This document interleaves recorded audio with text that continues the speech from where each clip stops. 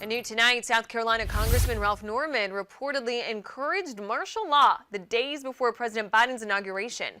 In an article, the Talking Points memo cited a series of text messages to former White House Chief of Staff Mark Meadows. Norman sent a message to Meadows January 17th of 2021. This was 3 days before the inauguration, calling for then President Trump to invoke martial law.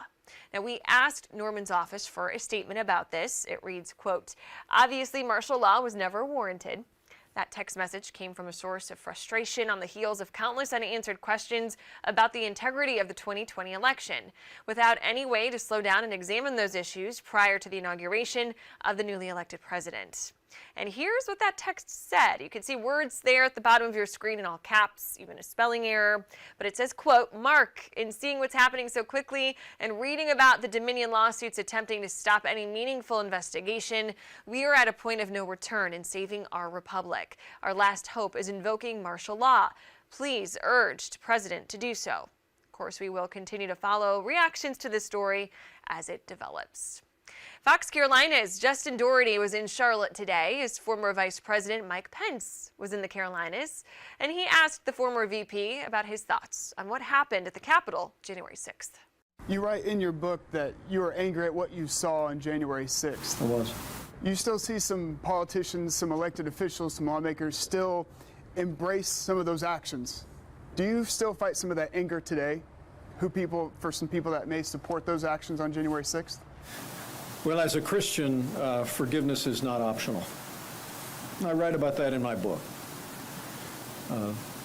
I was angry that day and in the days that followed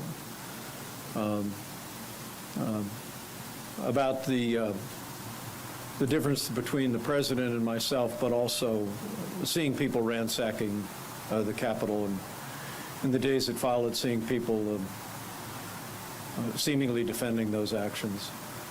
But I do believe this is a time in the life of our nation where we could do with more grace. I remember in the waning days of the administration, I spent time with President Trump, and I encouraged him to pray. I encouraged him to turn to Jesus in this difficult time. And during one of our last meetings, I was getting up to leave, and I told the president there were probably two things that we were never going to agree on, because I told him that I was praying for him, and he had been dismissive about it. But I said there's probably two things that we're never going to agree on. And he looked up at me from the table just off the Oval Office and said, "What?" When I alluded to our differences over my role on January 6th. And then I looked at him and said, "I'm never going to stop praying for you." And he looked up at me and faintly smiled and said, "That's right. Don't ever change."